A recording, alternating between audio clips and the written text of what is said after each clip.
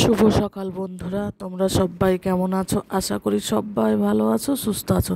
আর তোমাদের আশীর্বাদ ও ভালোবাসায় আমরা বেশ ভালো আছি। তা সকালে ঘুম থেকে উঠি যখন ঘড়ির কাঁটায় বাজে ঠিক 6টা, আর এই 6টা থেকে আমি আমার ব্লগটি শুরু করেছি তোমাদেরকে সাথে নিয়ে।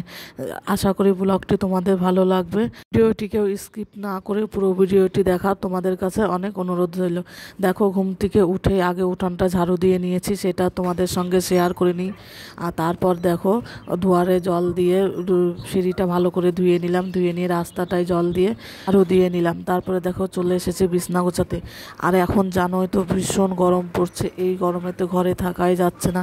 আর আমাদের ঘরে আরও বেশি থাকা যায় না, কেননা উপরে তো একটাও গাছ নেই, শুধু রোদ্দুর লাগে। তার জন্য রাত্রে আরও ঘুমানো যায় না। তার জন্য দেখো ডাইনিংয়ে শুয়েছিলাম, তার বিছনাটা গুছিয়ে নিলাম, বিছনাটা গুছিয়ে চলে এসেছি, আমি জামা কাপড় ভিজিয়ে দিলাম। তারপর দেখো বাসনগুলো মেজে নিচ্ছি। এদিকে কিন্তু আমার রান্না বান্না হয়ে গেছে। আজকে রান্না করেছিলাম হচ্ছে টক ডাল, পাঁপড় ভাজা, পটল ভাজা আর বড়া ভাজা। আর এই গরমে জানো তো টক ডালটাই বেশি ভালো লাগে, এই জন্য আমি টক ডালটাই রান্না করেছিলাম। বর মশাইয়ের পছন্দের টক ডাল করতেই হবে, কেননা রোদ্রে রোদ্রে ঘরে সারাদিন, তারপরে এসে যদি টক ডাল পায় তাহলে তো কোনো কথাই হবে না। তার জন্য টক ডালটাই আমাকে রান্না করতে হয়। যদিও আমি টক ডালটা বেশি ভালোবাসি না, আমি কি করি ডাল সেদ্ধ রেখে দিই, সেটা দিয়ে আমি খেয়ে নিই। কিন্তু বেলা বেশি নয়, ওই 9টা মতো বাজে, কিন্তু রোদের যা ভাব মনে হচ্ছে দুপুরবেলা হয়ে গেছে। সকাল হতে না হতে সূর্যি মামা এইভাবে উঁকি মারে যে আর থাকাই যায় না। এত রোদ্দুরের তাপ নিয়ে উনি আবির্ভাব হয়ে যায়। কথা বলতে বলতে দেখো আমার বাসনগুলো সব ধোয়া হয়ে গেছে। এখন নিয়ে এসেছি, নিয়ে এসে সামসেটের উপরে আমি একটু উপর করে রাখবো। উপর করে রাখলে জল ঝরে গেলে তারপরে বাসনগুলো আমি গুছিয়ে নেব। এখন দেখো এখানে কিছু জামা কাপড় থাকে, সেগুলো আমি ভাঁজ করে রেখে দিচ্ছি। যখন তখন পরে এসে আবার খুলে রেখে দেয়, অগোছালো হয়েছিল, তার জন্য আমি গুছিয়ে রাখলাম। তা ওটা গুছিয়ে দেখো চলে এসেছি আমি ঘর ঝাড়ু দিতে। ঘরটা যেহেতু পড়ে রয়েছে, সকালে আগে রান্না করতে হয়, নালে রোদ্দুর উঠে যায়, তা আগে আগে কাজে যাবে, ওই জন্য আমি রান্নাটা করে এসে আজকে ঘরটা ঝাড়ু দিলাম। অন্যদিন আগেই ঝাড়ু দিই, আজকে যেহেতু একটু বেলা হয়ে গেছিলো তার জন্য তাড়াতাড়ি আমি রান্না করতে গেছিলাম। এখন দেখো ঘরটা ঝাড়ু দিয়ে আমি বাইরেটা ডাইনিংটা এখন ঝাড় দিচ্ছি। ওদের মতো ঘরের বউদের সকালবেলায় যত ঝামেলা কাজের, কেননা সকালে বাসি কাজ ছাড়া রান্না বান্না, যাদের সকালে আর কি কাজে যায় খেয়ে তাদের বেশি সমস্যা। আর যারা বাড়িতে থাকে তাদের তো সমস্যা হয় না। আর আমাদের সমস্যাটা হয় যে একদিকে কাজ ছাড়া একদিকে রান্না বান্না। ওই জন্য দেখো এইদিকে কেমন রোদ্দুর উঠেছে, এই পাশে তো আরও রোদ্দুর বেশি থাকে। তা দেখো এখন আমি চলে গেলাম, জামা কাপড়গুলো কাঁচা হয়ে গেছে, তখন ভিজিয়ে রেখেছিলাম দেখেছিলে। জামা কাপড়গুলো এখন কাঁচা হয়ে গেছে, ছাদে নিয়ে যাচ্ছি। এমনি সময় তো কাছাকাছি করলেই ছাদে যায়, তাছাড়া ছাদে যায় না। একটা নাইটি হলে আমি নিচেই দিয়ে রাখি, তাহলেই শুকিয়ে যায়। এখন যা রোদ্দুরের তাপ, ছাদে আর যাওয়ার প্রয়োজন হয় না, কেননা এখন তো বেশি জামা কাপড় নিচে তো ধরবে না।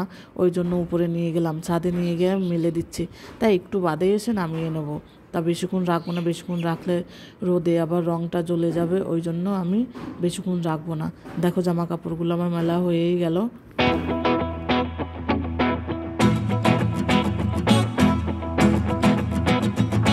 দেখো ছাদ থেকে এসে রান্নাঘরে ঢুকলাম।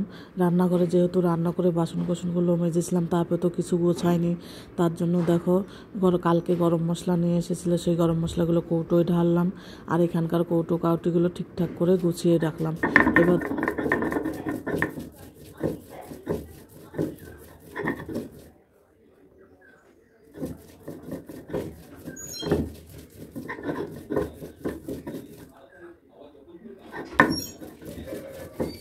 ডালের বড়াটা আগে ভাজতে পারিনি, কেননা ডালটা ভিজেছিল না।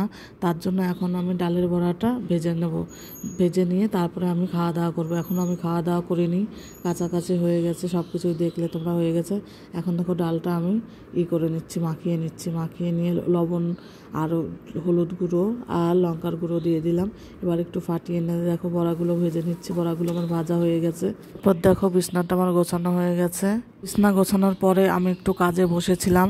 তাই দুপুরবেলা দেখো আমটা পুড়িয়ে নিচ্ছে। আজকে খুবই গরম পড়েছে, তার জন্য ভাবলাম একটু আমের শরবত বানাই। তার জন্য আমটা পুড়িয়ে নিয়ে বরফ দিয়ে জলজিরা দিয়ে দিলাম, তারপর দিয়ে দিয়েছি লেবু, সব কিছু দিয়ে মিক্সড করে নিয়েছি, লবণ।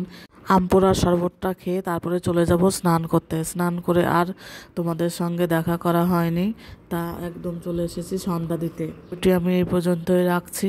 আজ আসি, কাল আবার দেখা হবে। টাটা।